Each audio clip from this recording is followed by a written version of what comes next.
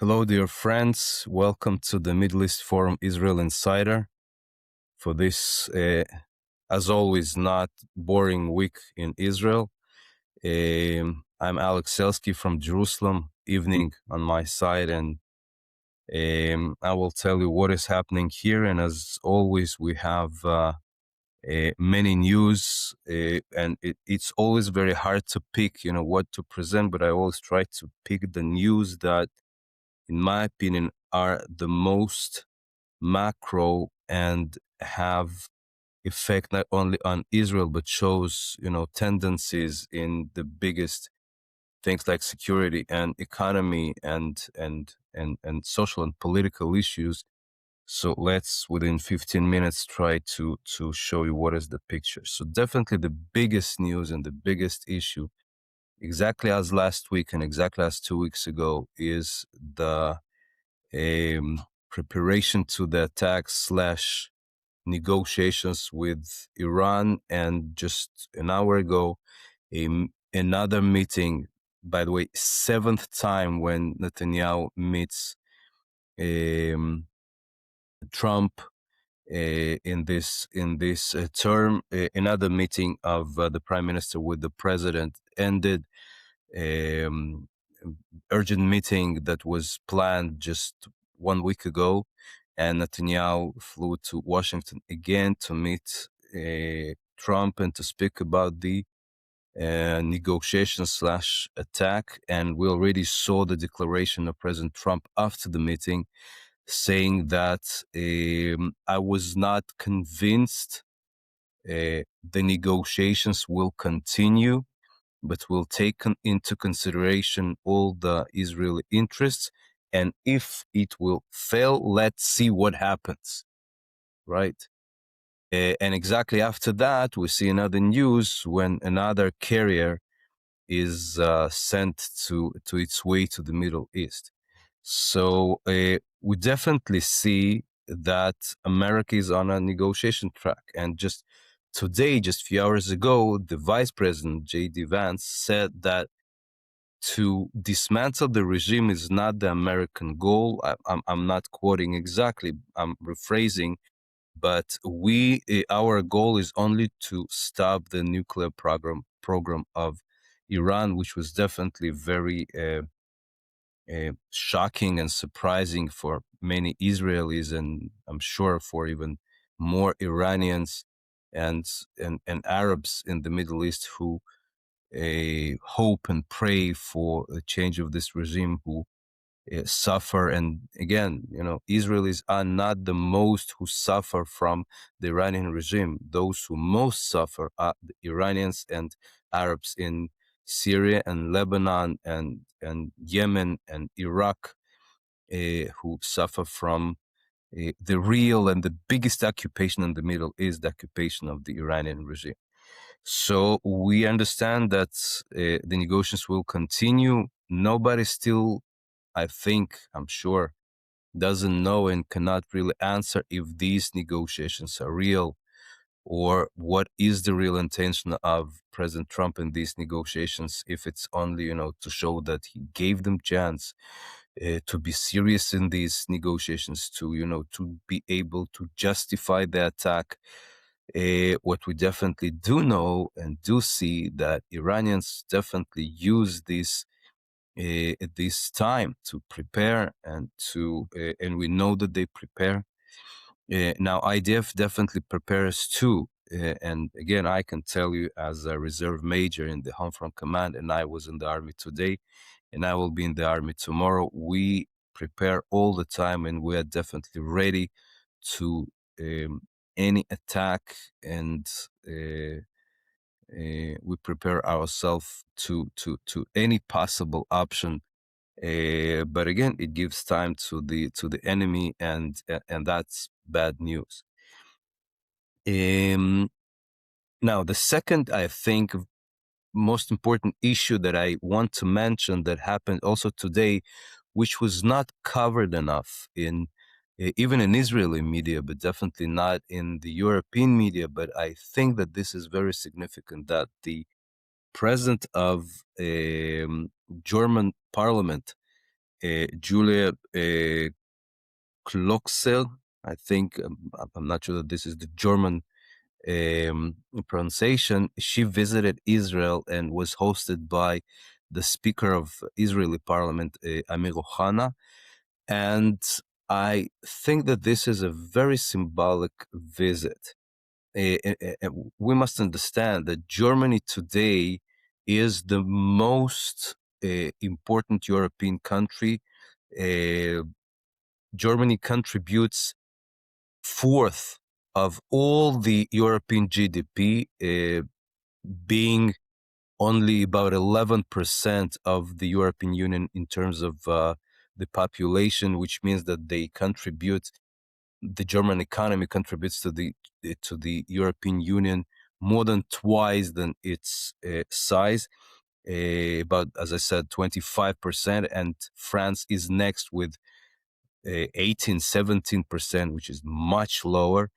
Germany is the most influential country, the richest country in Europe, and it more and more shows its support to Israel on more and more levels, because it's not only the chancellor, it's the parliament, and parliament is, a wider body, and this is the second most senior politician and official in the country. And I think that this is a very important uh, symbol of support from this country at this timing, when the attack can take place, when we now on the second stage of Gaza, and et cetera, et cetera. And I think that this is very important to mention. And if we just mention Gaza, so another news that are definitely very significant is that we today or yesterday heard that Americans might agree that Hamas will not disarm fully, but will keep some light weapons, which I think that everybody can understand that it shows that Hamas will not be fully disarmed, and it will not be fully dismantled and removed from power in Gaza. So if this happens, these are very, very bad news for Israel strategically, because it shows that Hamas, after everything, might survive. And this, in addition to what we spoke about last week, that Israel opposed to the, logo, yeah, of this technocratic government that was established to manage Gaza, that was just a precise copy of the logo of the Palestinian Authority, which again shows that this is exactly something that Israel was opposing to, and it happens. And now again, something that Israel was opposing to, and this in some level, to some extent, happens. So these are bad news, and let's see how it will develop. Now, again, speaking about Gaza, we cannot mention something that also happened this week, is that Netanyahu published his answer to the state controller concerning his responsibility, reaction to, and his behavior during the night between 6th and 7th of October 2023. And it was a very detailed document of 55 pages. Very big parts of that were, hidden, classified, but the major message from these documents is that Netanyahu tries to show that October 7th attack of Hamas is a result of disengagement of the Israeli withdrawal from Lebanon, and all the Israeli policy of giving up, and Oslo definitely, to Palestinians, And after all, he explains that at 5:15 in the morning, meaning 1 hour and 15, 1 hour and 14 minutes before the attack, he was said uh, uh, by the head of the Shin Bet, Ronen Bar, then, who appreciated that there are low chances for attacks. So he shows that he did, he couldn't be able to appreciate anything else if this was the appreciation of Shin Bet. So Shin Bet is responsible. Now, definitely, as you definitely understand, many political forces and the forces in the security establishment reacted to that and blaming Netanyahu for throwing the responsibility on Shin Bet and on everybody besides him. I'm sure that this fight over the responsibility over the October 7th will follow us not only during the next months but maybe next years and maybe even above.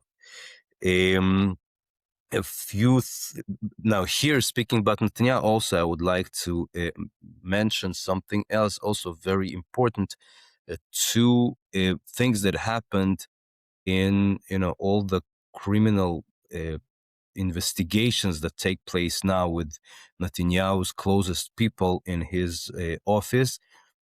First is his very close to him, his media advisor, Jonathan Orich, who on Thursday, the police demanded from the court to prolong the restrictions that are put on Orich, not to be in touch with Netanyahu. Now, you must understand that this definitely uh, disturbs very much and blocks the ability of Netanyahu to work effectively, because this is one of the major people in his surrounding. And if this is not enough, so another person, which was his right hand, the head of his office, Tzachi Braverman, was announced that he will have another investigation because of part of what we call the Qatar Gate, the investigation of involvement of Orich and another media advisor, Eli Feldstein, in working in Netanyahu's office and working for some lobbyist who worked as a lobbyist of the state of Qatar. So Netanyahu now is in position when his closest people, his right hands, are unable to work. So he's definitely, uh, has his these limitation. And when we think that this can be prolonged into the election period, so that definitely will hurt Netanyahu's ability to work effectively during the elections. Now, and maybe one last thing, to finish the 15 minutes of my presentation. We almost never in our Israel Insider webinars speak about cultural things that happen in Israel, but I must tell you that Israel is very full of culture, of sport, of beautiful music, and I cannot mention that one of, I think, the most beloved musicians and singers, Mati Kaspi, died from cancer in relatively, for Israelis, young age, 76. A person that really I really call upon everyone to listen to his music. This is one of the most outstanding musicians, and I think that every Israeli, on some stage and in his life, he had a soundtrack made by Mati Kaspi, the most really one of the most outstanding singers and composers. So I can tell you that when I heard that he died, I cried, and I think that so many people because this is something that that he was in the heart of so many. So that was for the cultural life of the state of Israel, it was a big shock. And if speaking at the same day, speaking about sports, another hero, one of the owners of Maccabi Tel Aviv, which is another huge brand of Israeli sport, died. David Federman, in age of 80, I think, or 81. So at the same day, huge loss in Israeli culture, in music and sports. So this is also something we live in, not only conflicts and economy. So this is my presentation so far, and your questions, if you have.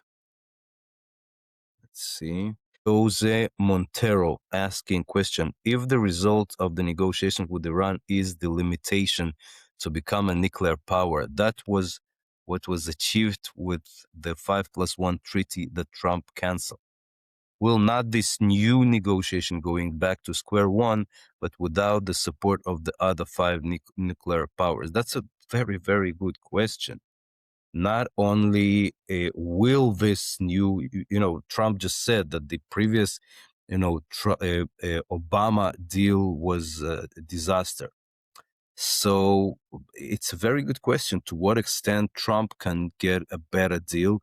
But you know what? Let's trust that Trump is more master of a deal. But how can you really enforce? Because we know from experience that we cannot trust in any way to Iran. They um, they play with time. They play with the sanctions, with the restrictions. You cannot enforce on them the agreement. They actually already fooled all the players that they agreed with. So I think that this question is very, very valid. Many think that you cannot negotiate with them just because it doesn't matter what deal you will have. You cannot trust them that you will be able to enforce this deal. Um, Richard Irving. Hi, Richard. As always, I'm so happy to see you. And when you write, great job. Great job by you and Middle East Forum to bring together the excellent 3+1 framework discussion yesterday. Please mention that everyone can view it on Middle East Forum's YouTube channel. Well, yes, yesterday, and it's definitely one, I think you are very right, one of the major news in Israel. But without laughing, we had yesterday one of the most. I'm with Middle East Forum for almost 9 years, and I must tell you that yesterday we organized an event which was, I think, one of the best achievements we had. We established our initiative. We established last year a caucus for strengthening the cooperation in the East Mediterranean, meaning the cooperation between Israel, Greece, Cyprus, and United States, what is called 3+1 alliance, countering the Turkish aggression, Turkish threat. And within a work of this caucus, we already had some very successful floor debate organized in the framework of this caucus. But yesterday we had an interparliamentary briefing, bringing 4 parliaments of all 4 countries together, bringing senior parliamentarians from these 4 countries, the co-chairs from Israel, from coalition, Watal, and opposition, Alon Schuster, that was former deputy minister in the previous government, and 2 congressmen from United States, 1 Republican, Randy Fine, and 1 a Democrat, a Representative Schneider, who is leading the legislation Gateway Act that will promise that Israel is included in IMEC and India, Middle East, Europe trading corridor, which is very important legislation. And we brought also the head of the Foreign Affairs Committee of the Cyprus Parliament and the head of NATO delegation to NATO from Greece, and that was an amazing talk, an amazing conversation, and we brought leading Israeli experts in security and trade and geopolitics to brief them. But not only that, tens of staffers of the congressmen and senators of the United States were watching this briefing, and major worldwide outlets, media outlets like Associated Press, Deutsche Welle from German were also watching, and they write about it. So it was really a big achievement, and we will continue to work in within this field as definitely in other. So yes, I was very proud to mention that.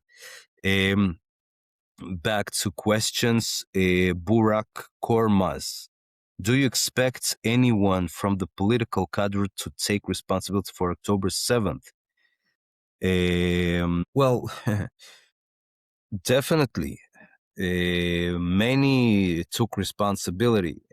When you say, political, you're meaning not only the government that is now, but also for the previous governments, because I think that Netanyahu is right in saying that October 7th didn't happen because what happened in October 6th, or the night between October 6th and October 7th.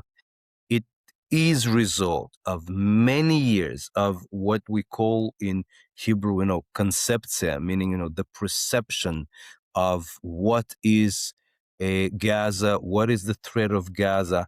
And this perception was wrong, and it developed for many years, including Oslo, including the disengagement. What Netanyahu doesn't add that he had policy of having Hamas threatening Israel because he was sure that that will prevent establishment of the Palestinian state. That was his policy, and he had an opportunity in 2014 to disarm Hamas during the Israel-Gaza war, and he was presented a plan to do that, but it demanded a high price of many soldiers will be killed, and he was frightened to do that. And since then, we paid much, much more lives than presented number then. So he definitely not the only one who brought to this situation, but he definitely, and he was the prime minister most of the time during the last 20 years. So he definitely one of those who developed this conception and this perception. If he was exactly responsible on not understanding the intelligence at night between 6 and 7, I'm sure that we will hear a lot, and it will be a big argument, and maybe he will be able to prove that he was not responsible for not understanding the intelligence at that night. But he definitely was one of those major players that led to this perception. Well, many questions and many good, I see, questions.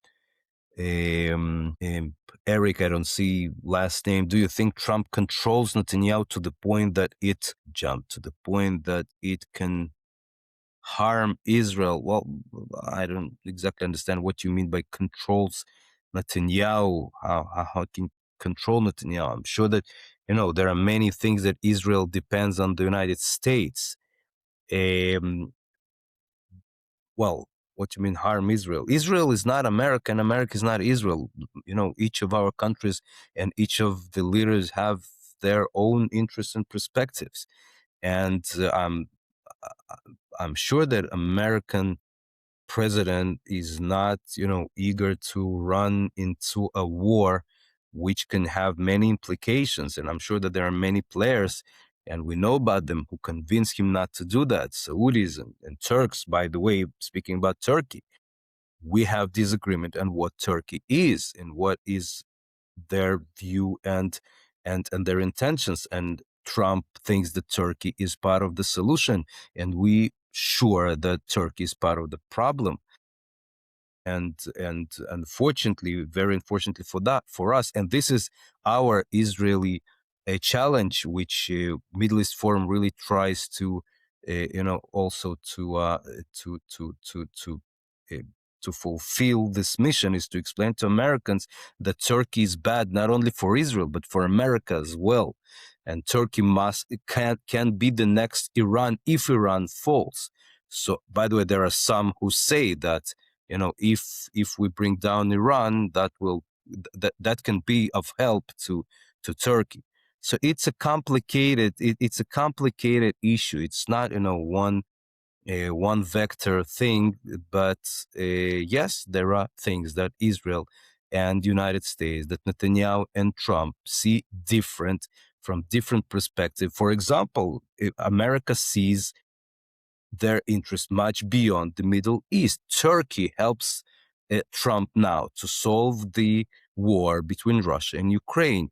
And that's why, for some extent, for a large extent, Trump needs Erdogan and keeps him close. For Israel, this is much less important issue. And Israel is much more concerned about Syria, and to this extent, much less concerned about, if it's good with Saudis or not. And for America, it's much more of interest. So and I'll go to upper level about China, okay, which for America is the major um, issue. By the way, speaking about, geopolitics and also news, I can mention that for the first time, maybe ever, since America removed Maduro, Israel received an oil from Venezuela a couple of days ago, which is also a very, very interesting shift in economy and geopolitical station, which, by the way, already shows that, that Americans already control the oil market to large extent of Venezuela. If with even though with so-called opposing leader, I'm sure that there is a deal between Trump and the existing president of Venezuela. Okay. If Hamas does not completely disarm, does Israel go back to mowing the grass? What are the options for Israel? Well, that's a very good question. And unfortunately, I think that the only answer is yes, because Israel understands very well, and IDF understands very well, and the government understands very well that the only body and the only force that can fight Hamas, both having the motivation and the ability to fight Hamas, is the IDF. Nobody will fight for us. Nobody will fight for Jews in a way that Jews will fight for themselves. And with all our respect to all our allies, I think that this is clear. So I think that we understand that if Hamas will not be disarmed, which is included in the agreement with the United States and all the other actors that was signed in October 25, Israel will have to go back to fight. So the answer is yes. This is our 30 minutes. I see more remarks and questions, but thank you very much for everyone. And Barbara, I see few of yours, but I will not be able to answer, and our 30 minutes are over. And next week, Ashley might be back to Israel Insider. So those who miss him, you stay tuned. Thank you very much, and have a good week. And as we say in Hebrew, only good news. Thank you.